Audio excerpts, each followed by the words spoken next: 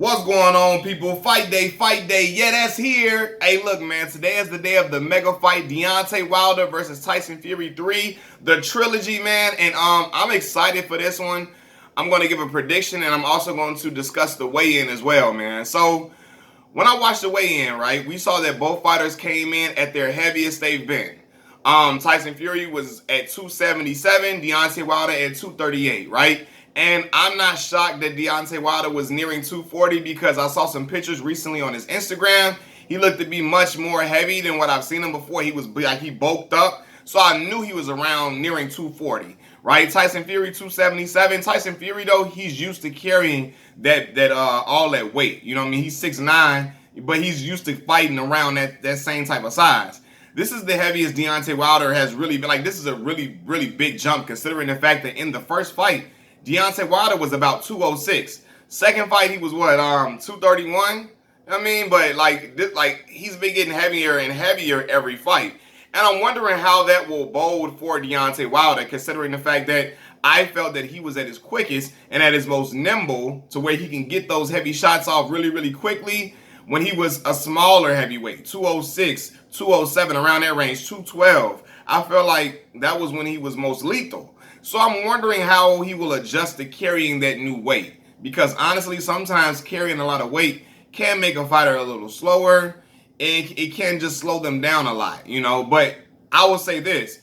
Deontay's probably been at this weight for a while now. So I'm hoping that, you know, Malik Scott has got him adjusted to carrying that weight around and fighting at that weight, because we know he's been through sparring, I believe with Robert Helenius or whatever, and some other individuals. So I'm hoping he has enough experience carrying that weight to where he can carry it comfortably in a fight, right? And I'm assuming maybe he felt like he had to bulk up because of Tyson Fury leaning that heavy body on him.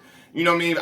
I remember in the first fight, I said, man, Tyson Fury was leaning that body on him, and maybe that was gassing him out, and it was, you know, it was getting a lot too much for him or whatever. Even though Deontay got the knockdown in the 12th round, I'm like, it may have been gassing him out and tiring him out, right? So, all right, let's be, y'all know I'm a huge Deontay Wilder fan, but I'm objective as well.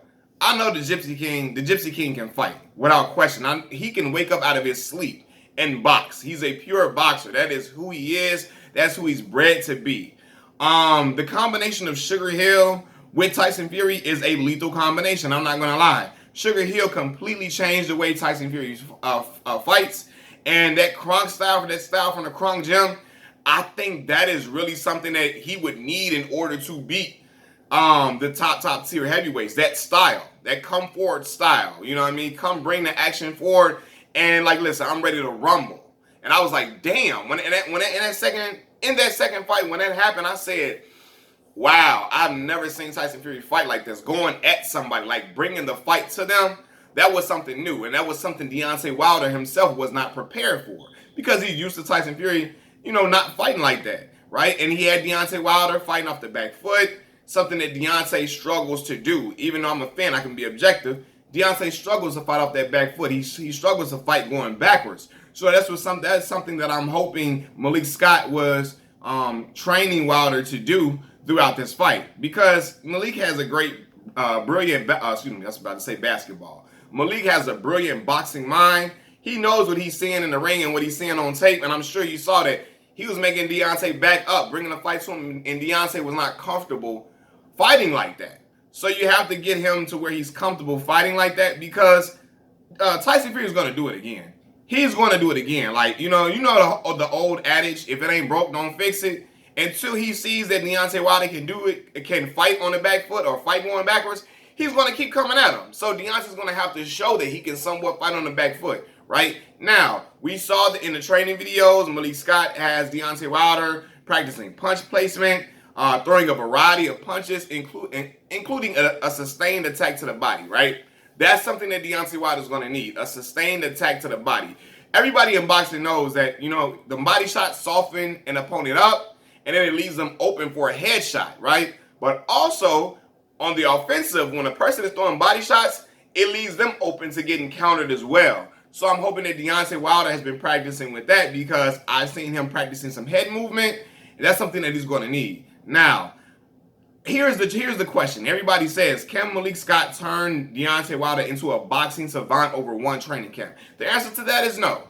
And I'm very well aware of that. Becoming a boxing, a real pugilist at like a Tyson Fury level, that takes years of molding, years of implanting it into somebody's brain to get that type of fighting style under them. So, no, he's not going to be, I'm not expecting him to be Floyd Mayweather Jr. in that ring at all. You know what I mean? It's just, I'm expecting him to have added some wrinkles in his game that can make him more of a diverse fighter so that Tyson Fury does not just, in the first couple of fights, Tyson Fury was predicting them headshots coming a mile away. You can see it because Deontay relied on it a whole lot because he's used to getting guys up out of there. Tyson Fury got the best head movement in the heavyweight division, moves his head like a damn welterweight. I always say that. I'm like, this dude is a brilliant, complete boxer, for real. So Tyson Fury was anticipating that all the way, and he was dodging that right hand in the first fight. Second fight, he took some shots.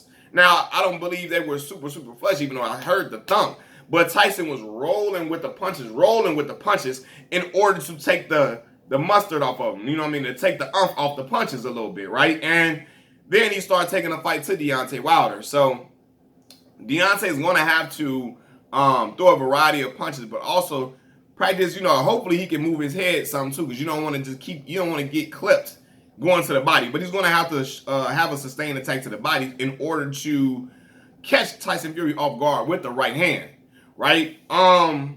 Tyson Fury, man. Tyson, like I said, he's going to fight. I feel like he's going to fight the exact same way he fought in the second fight because that's what got him the victory, and that is what got him to throw Deontay Wilder completely off of his game. I'm going to tell you right now, in that second fight, from round 3 on, Deontay Wilder lost his legs, and he could never get him back. He couldn't recover. After he got knocked down, that third round, he never recovered from that point on. Deontay was in survival mode the entire fight, just trying not to get stopped and trying to just stop the attack, trying to stop the attack and weighing it off as best as possible. And throughout every round, he just never recovered, and I saw it. So, hopefully Deontay doesn't land himself in that type of trouble again. And if he does, hopefully he can swim his way out of it. You know what I mean? And recover faster. I've seen Deontay hurt before against the likes of Luis Ortiz, but he was able to recover in that one. Now, we're going to see if Deontay, if he gets hurt in this one, and if he can recover fastly, or how soon he can recover, because you can't go a whole bunch of rounds just without recovering like that. That's bad. Very bad. I think that, like I said, this is really interesting to just see how Malik Scott is going to have Deontay fighting this time around, man. I think that, I think Deontay, like I said, they've been practicing punch placement and trying to show him how to, Malik Scott has been trying to show him how to get somebody out of there without trying to force the issue, right? Force the issue meaning just head hunting. No, it's other ways to get that knockout and to throw punches in an effective way to where they're going to sting and they can build up and accumulate, right? Prime example, and I know Deontay's not going to be an Errol Spence. Errol Spence, he's not a one-punch knockout artist at all, right? But the accumulation of punches, I've heard Chris Van Heerden say this too. The accumulation of punches, they start to wear on you like a motherfucker. Like, you like, oh my God. He said after a while, you be like, damn. Like, I'm getting thumped in here. But Deontay got that one-punch knockout power for sure. So, yeah, showing him how to properly place punches in order for the mugs to build up and hurt. You know what I mean? We know this, man. We know it's a lot of hostility in this fight from Tyson Fury being pissed off at the allegations. We know that Deontay is pissed off because he felt like he was done wrong and he wants retribution. He wants his belts back. He knows a lot of people were clowning him after that second fight, man. So he wants redemption. He wants to get Tyson Fury up out of there. And that's Deontay Wilder's best chance to win this fight. I'm a Wilder fan. That's my dog. But I know Deontay's best chance of winning this fight is to win by knockout, via knockout. I think we're going to have a great fight, back and forth action. It's going to be great moments for Tyson Fury. It's going to be great moments for Deontay Wilder. But I'm going to go with what a lot of people probably not going to say. Because a lot of people, they got Tyson Fury steamrolling Deontay Wilder again. I'm going to say this, man. I think, because some people say an early stoppage because they feel like that's Deontay Wilder's best chance with the added body weight because they feel like he might gas out in the later rounds. But I feel like he might be used to fighting with that weight now. So I'm going to go with a late stoppage. I'm going to go with Deontay Wilder by knockout in the 10th round. And I think it's going to be a shot that Tyson does not see coming. I think it's going to be a shot he just does not see coming, whether it's to his own fault, whether Tyson is like taunting him or he get caught slipping in some type of way like he did in the first fight. I think it's going to be one of those shots, but I think when Deontay Wilder lands a shot like that this time, I think Tyson might not be able to get up in time. I don't think Tyson going to be able to get up in time. That's my opinion.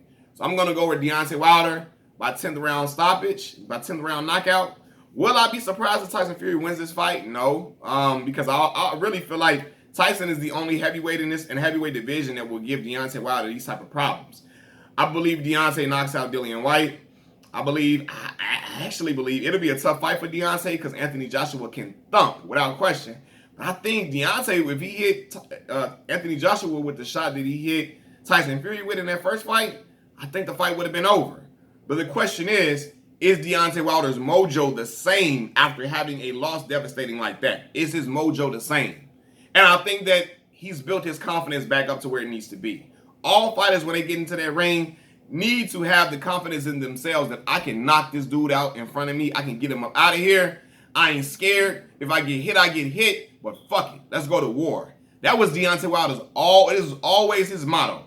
Fuck it. Let's go to war. He was a warrior, not a pugilist, a warrior. And I'm hoping that warrior mind state is still within him and will still show out, surface itself or bring itself to the surface in tonight's fight. I'm anticipating a great fight though. Like I said, Deontay Wilder by KO in the 10th round. Will I be surprised if Tyson Fury pulls off the decision or something? No. Machiavelli Mills TV, thank y'all for watching. Leave y'all comments and predictions in the comment section below. Like the video, share the video, subscribe to the channel. I'm out. Peace.